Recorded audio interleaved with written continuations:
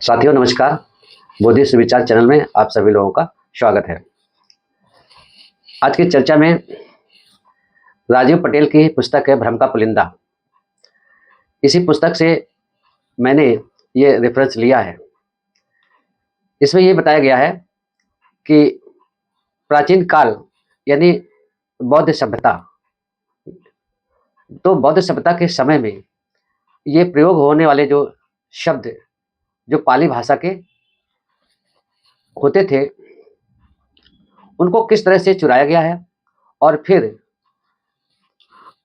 किस तरह से उनका अपभ्रंश करके आज प्रयोग किया जा रहा है।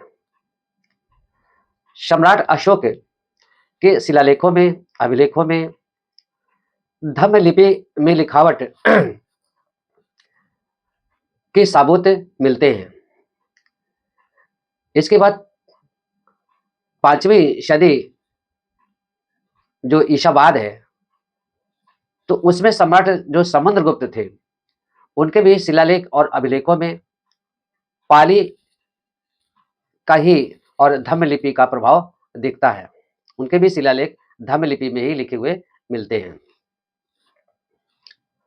तो अशोक सम्राट जो है उनका जो शासन है वो ईसा पूर्व 268 में था।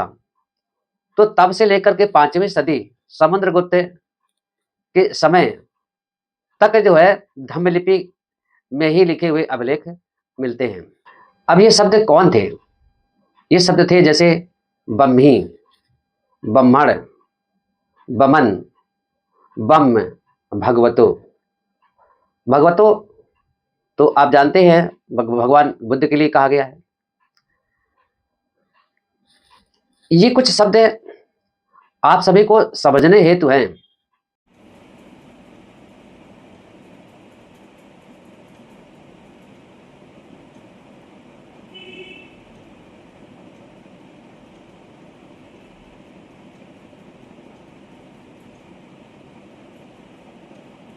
ये सभी पाली भाषा के शब्द हैं। इनकी लिखावट को 1835 में सबसे पहले जेम्स प्रिंसेप को पढ़ने में सफलता मिली थी और उस लिखावट को अपनी पुस्तक में ब्रह्मी लिपि लिखा है।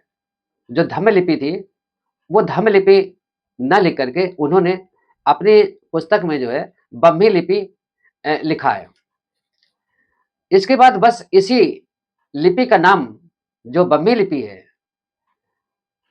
तो अब इसी ब्रह्मी लिपि को जो है आगे चल के लोग फिर ये ब्राह्मी लिपि में कन्वर्ट कर दिए। ब्राह्मी लिपि के नाम से लोग जानने लगे, कहने लगे।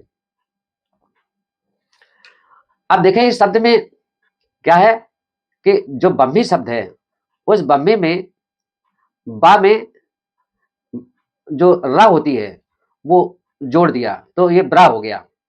अब ब्रह्मी को ब्राह्मी कहने लगे, यानी संयुक्त अक्षर का प्रयोग ये लोग करके इस ब्रह्मी शब्द को ब्राह्मी में कन्वर्ट कर दिए। साथियों देखिए, ब्रह्म शब्द है, ये पाली का शब्द है, ब्रह्म है। अब ब्रह्म को आगे चल करके इन लोगों ने फिर ब को संयुक्त अक्षर बना करके फिर ब्रह्म कर दिया और ब्रह्म से फिर इन्होंने आगे एक ब्रह्मा बना करके एक नया पात्र खड़ा कर दिया और देवनागरी लिपि में धम्म लिपि का स्वरूप अब बदलने लगा है। इसी तरह से ब्रह्मण शब्द, इसे पाली में बमण कहा जाता था।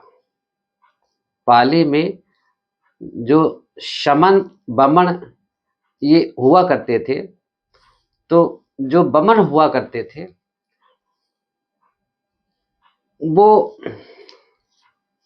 बमन का अर्थ उस समय होता था विद्वान से, यानी कोई भी व्यक्ति जो विद्वान होता था उसको बमन कहा जाता था। अब ये बमन में इसी शब्द को,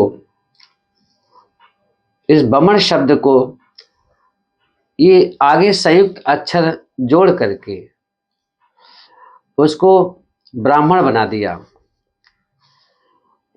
उस समय जब बौद्ध संस्कृति थी तो उस समय बमण विद्वान को कहा जाता था, जो भिक्षु और राजा जो शील समाधि और प्रज्ञा पर विश्वास करते थे, ऐसे राजाओं को और ऐसे भिक्षुओं को जो बमण कहा जाता था।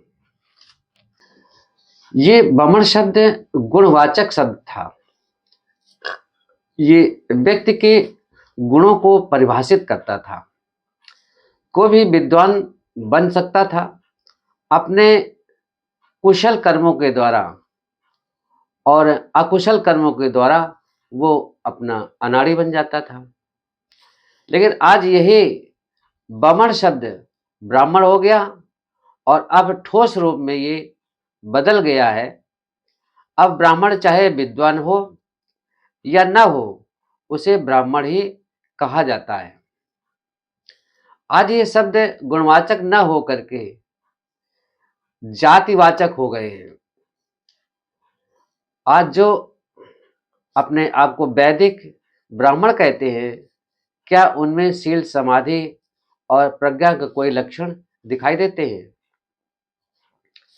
वैदिक ब्राह्मणों के धर्म ग्रंथों में अगर आप देखें तो प्रत्येक में हिंसा, पाप, जुहार जैसे अनेक उदाहरण भरे पड़े हैं। या मैं एक बात और कहना चाहूँगा कि ब्राह्मण में विद्वेष ये अच्छी बात है। ब्राह्मण से अगर विद्वेष करते हैं तो ये अच्छी बात है। ब्राह्मणवाद समाज के लिए जहर है, ये भी सही है। लेकिन उस विदेश में आंख बंद करके सिर्फ जाति का विरोध कर रहे हैं, ये कहाँ की सच्चाई है, कहाँ तक सही है? ये ब्राह्मणवाद का अर्थ है कि ब्राह्मणों के लाभ हेतु स्थापित मिथ्या जो आडंबर हैं, मिथ्या पाखंड हैं और मिथ्या कर्मकांड हैं, काल्पनिक कथा कहानी द्वारा समाज में छुआछूत को की व्यवस्था बनाना, ऊंची नीची जाति वर्ण वाली सोच की व्यवस्था का निर्माण करने वाला ब्राह्मण और उस प्रकार की व्यवस्था को मानने वाला ब्राह्मण या फिर कोई गैर ब्राह्मण व्यक्ति, समाज समूह या वर्ग जो भी है, वे सभी ब्राह्मणवाद के अनुयायी की श्रेणी में आते हैं। वैसे लोग ब्राह्मणवादी कहे जाएंगे जो इनके अनुयायी हैं, जो इस व्यवस्था को ढो रहे हैं या व्यवस्था को मान रहे हैं, वो भी सब जो है ब्राह्मणवादी ही कहे जाएंगे। ब्राह्मणवाद के विरोध में के नाम पर दूसरे अंधभक्ति के साथ को स्थापित करते हैं। ब्राह्मणे मान्यता के राम काल्पनिक है, लेकिन उसी रामायण के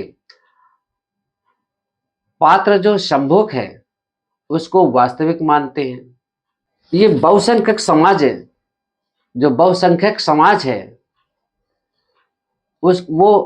ये लोग विरोध दिखाते हैं।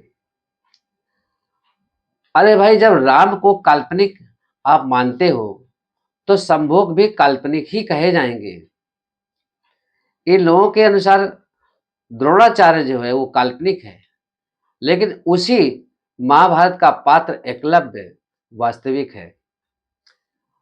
दुर्गा नामक एक महिला काल्पनिक है, लेकिन महिषासुर नामक जो पात्र है वो वास्तविक है।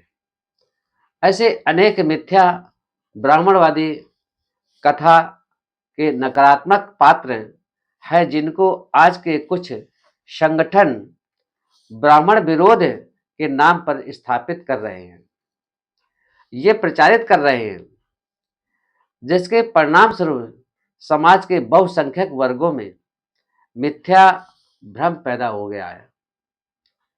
जबकि भगवान बुद्ध ने कहा है कि बैरेन बैराणी सम्मति कुदाचनो अवैरेन वैराने सम्मति एष धम्मो सनातनो। कहा है कि कभी भी बैर बैर से नहीं मिटता है।